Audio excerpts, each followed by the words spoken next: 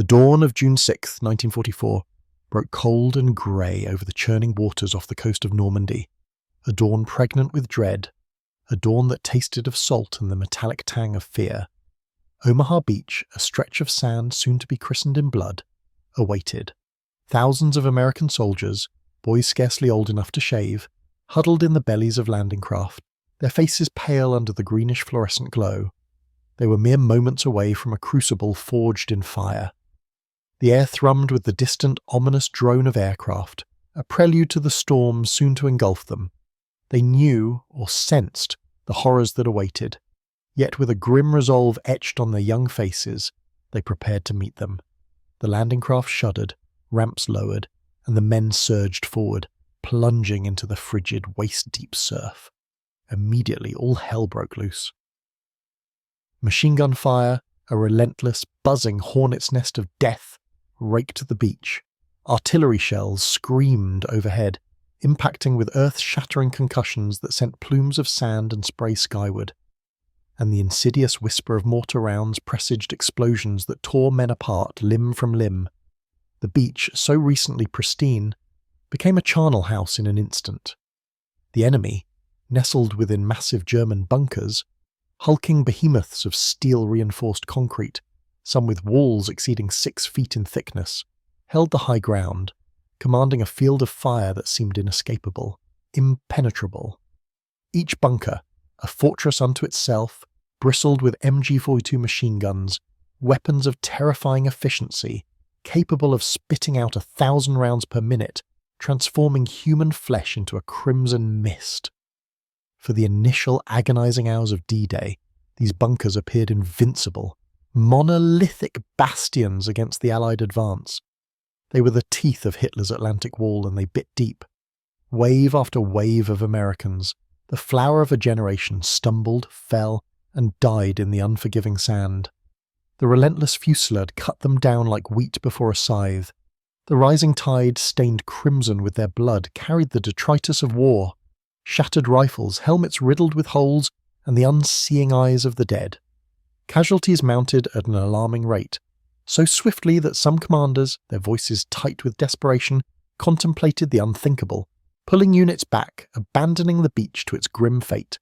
Such a retreat would have been catastrophic, a devastating blow to the entire Allied invasion, a victory for the seemingly impregnable Atlantic Wall. And yet, against all odds, against the very real possibility of annihilation, the Americans persevered. By day's end, against every reasonable expectation, those seemingly invincible bunkers were silent, their guns stilled, their concrete hearts pierced. The crucial question, the one that history demanded be answered, remains. How did these American soldiers, these ordinary men thrust into extraordinary circumstances, manage to crack the strongest fortifications Hitler had ever conceived? How did they breach the seemingly impenetrable defences of Omaha Beach? The German Atlantic Wall, a sprawling network of fortifications, stretched over 2,000 miles, a testament to German engineering and a symbol of Nazi defiance. But Omaha's defences were the densest, the most brutally effective. Nestled cunningly into the cliffs overlooking the beach, meticulously camouflaged with vegetation and painted to blend seamlessly with the surrounding landscape, the bunkers were interconnected by a labyrinthine network of tunnels, allowing for swift reinforcement and strategic repositioning of troops. They were designed to cover every single inch of the beach with overlapping fields of fire, creating a deadly crossfire that made any direct assault bordering on suicidal. The sheer firepower of the MG-42s was so overwhelming, so utterly devastating, that entire squads were obliterated in mere seconds, their hopes and dreams extinguished in a hail of bullets. One veteran, his voice hoarse with the memory, later recalled, "We couldn't even lift our heads. Men died before they even touched dry sand, just fell in the water, riddled with holes, so how did the Americans, facing such insurmountable odds, manage to break through?" The answer, as is often the case in war, was a complex tapestry woven from threads of improvisation, raw courage, unrelenting firepower, and the ultimate sacrifice. First came the engineers, the unsung heroes of the beach, the men who cleared the path for the infantry to follow. Many of the bunkers were protected by a formidable array of obstacles, tangled thickets of barbed wire, strategically placed minefields designed to maim and kill, and menacing steel obstacles intended to rip apart landing craft and impede the advance of tanks. Combat engineers, armed with little more than their wits, their training, and their unwavering determination, crawled forward under the relentless fire, their movements agonizingly slow, each inch gained a victory in itself. They meticulously cut through the barbed wire, risking life and limb with every snip of their wire cutters. They painstakingly identified and disarmed mines, their fingers brushing against death with each careful movement. And they used Bangalore torpedoes, long, tube-shaped explosives, to blow gaps in the obstacles, creating narrow passages for the infantry to exploit. Casualties among the engineers were catastrophic. Entire teams were wiped out in single explosions, their sacrifices often unacknowledged in the heat of battle. Yet, without their courage, without their unwavering commitment to clearing the way, no one else could have moved. The entire operation would have been doomed to failure. They were the vanguard, the sappers who paved the way with their blood and their bravery. Second came the tanks, the iron beasts that were meant to provide fire support and punch through the enemy defences. Visa's original plan had called for amphibious DD tanks, duplex drive tanks, equipped with canvas skirts and propellers, to swim ashore ahead of the infantry, providing covering fire and blasting the bunkers with their 75mm guns. However, the rough seas, whipped into a frenzy by the storm, proved too much for many of the tanks. They floundered, capsized, and sank beneath the waves, taking their crews with them to a watery grave. Only a handful made it to the beach, their canvas skirts torn, their propellers churning uselessly in the sand. But those that did survive became critical. Beacons of hope amidst the carnage, mobile fortresses that could deliver a devastating punch. Survivors later described Shermans, their engines roaring, driving directly up to the embrasures of the bunkers, the crews seemingly oblivious to the hail of bullets ricocheting off their armour, and firing point-blank into the gun ports, silencing the deadly MG-42 nests within. One tank crew, displaying a particularly audacious brand of courage, fired so close that the barrel of their cannon was scorched by the bunker's muzzle flash, a testament to the ferocity of the battle and the proximity of the combat. The tanks, though few in number, provided a much-needed boost to morale and a tangible source of firepower in the face of overwhelming odds.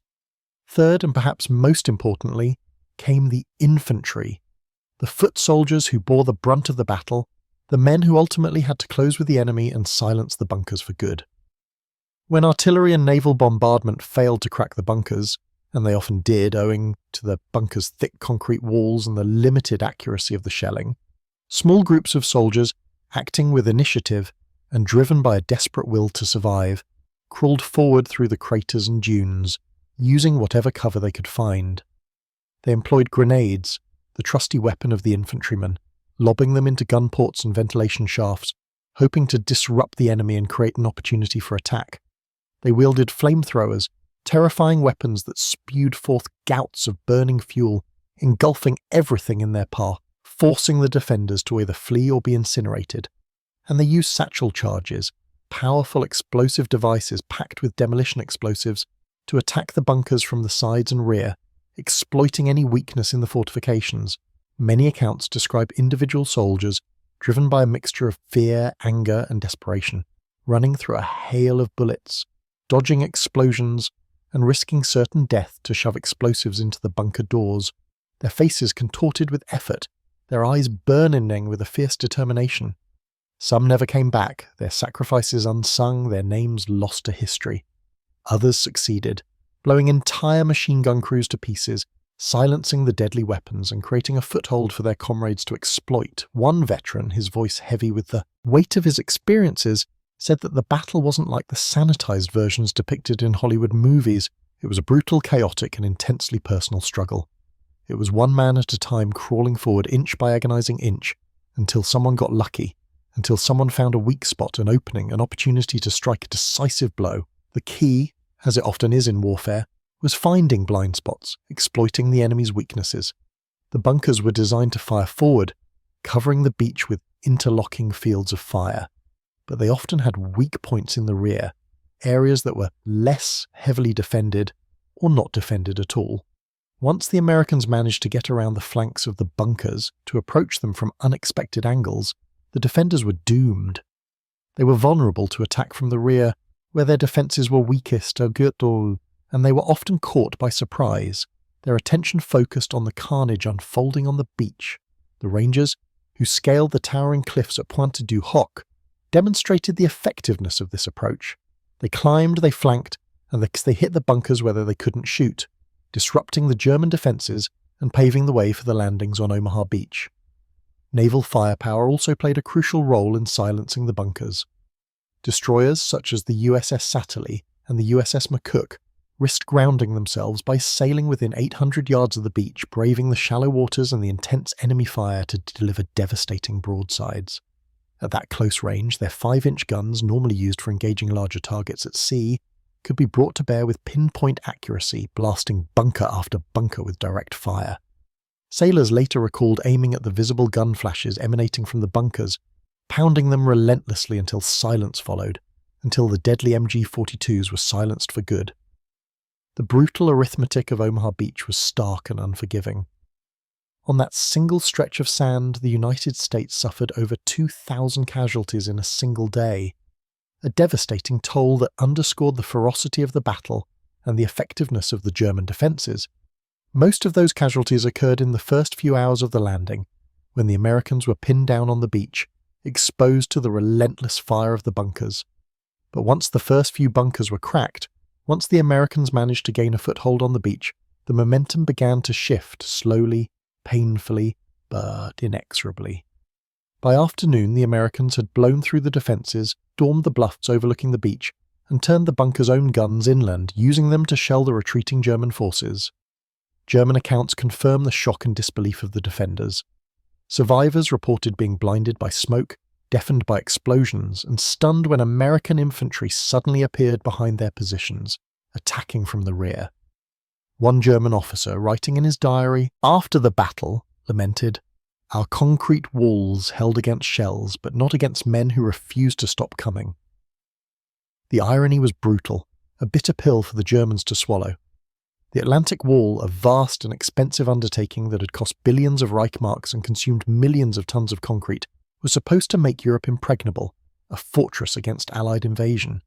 Yet it was broken in less than a day by engineers with torpedoes, soldiers with grenades, tanks firing at point-blank range, and destroyers scraping their hulls in the surf, by a combination of courage, ingenuity, and unwavering determination. Hollywood often loves to portray D-Day as a series of heroic charges, with waves of soldiers storming the beach and easily overcoming the enemy defences. But the truth, as always, is far dirtier, far more desperate, and far more nuanced. The bunkers weren't destroyed by neat charges or easy heroics. They were cracked slowly,